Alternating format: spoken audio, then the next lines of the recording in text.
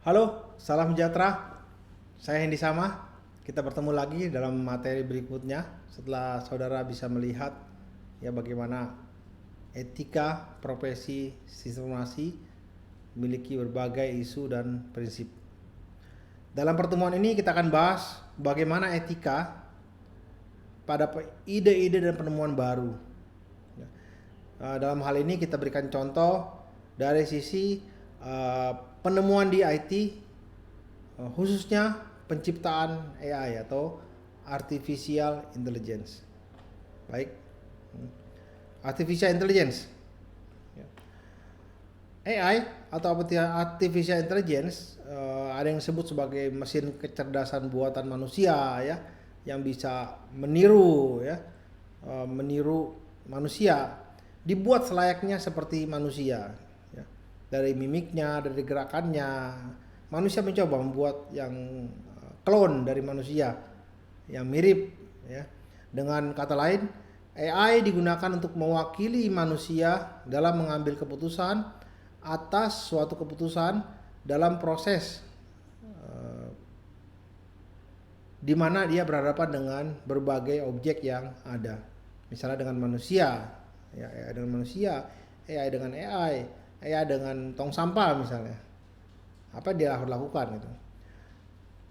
Namun sebenarnya bahwa AI diciptakan sebenarnya tujuannya awalnya adalah untuk kalau bisa menggantikan manusia.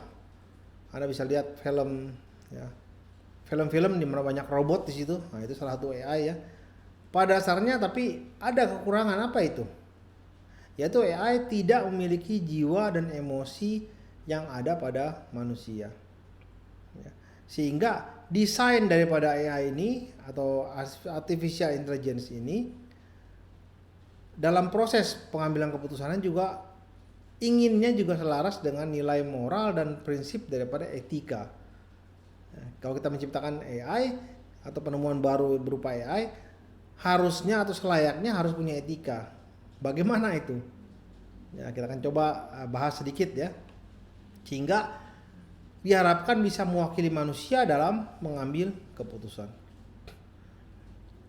AI juga selaras dengan berbagai hal ya, seperti ya Anda bisa lihat bagaimana kemampuan AI yang bisa melebihi ke batas wajaran kemampuan manusia, ya bisa melayani. Ya di Jepang ada banyak robot yang bisa menangani. Tapi ada juga yang cenderung berdampak negatif bagi manusia itu sendiri. Artinya bahwa AI ya, mereka akan menerima input sesuai dengan yang diinput oleh berbagai objek di sekitarnya gitu. Ya. Nah kemudian juga AI tidak memiliki jiwa dan emosi. Ya. Bagaimana tantangannya? Kita akan lihat tantangannya ya. Tantangan kalau kita menciptakan AI, kita pengen tadi sesuai dengan etika kan? Kita pengen supaya bisa membuat coding atau menciptakan AI yang baru ini dengan nilai-nilai etika yang tetap ke dalam sistem AI. Kalau bisa kita masukkan namanya if tidak beretika maka then else gitu ya. Itu yang kita pengen. Namun untuk mengoperasionalkan nilai-nilai etika yang beragam dan berkembang ini, dan tentunya lintas budaya, lintas bangsa ya, apakah mudah itu? Itu butuh waktu ya, butuh kita untuk mengembangkannya gitu. Ya kalau kita di Indonesia seharusnya dia harus tidak tersinggung kalau dia tidak menerima yang namanya shake hand ya, atau salamin tangan gitu. Sedangkan di negara-negara terutama negara-negara yang berada di belahan dunia Amerika di sana ya sampai bersahabat dengan peluk pun diterima. Sedangkan di timur tidak diterima. Bagaimana itu masalah adat atau nilai etika yang berkembang lintas budaya dan bangsa. Ini AI juga punya tantangan sendiri ya. Nah, sehingga setidaknya ada dua pendekatan di sini ya, yang harus dipertimbangkan. Itu pendekatan bottom up dan top down. Kita akan bahas di sini ya pendekatan tersebut ya. Bottom up ya dan top down. Ya. Setidaknya ada dua pendekatan ya. Yang pertama adalah lebih berfokus kepada mencari nilai etika bersama dengan masyarakat atau komunitas-komunitas yang umumnya akan melibatkan banyak orang.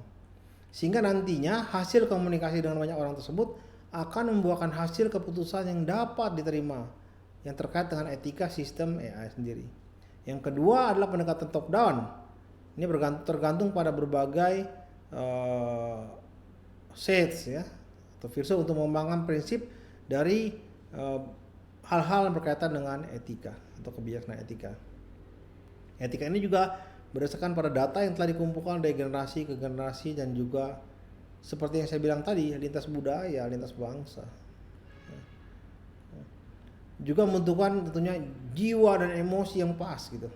Ya, baik.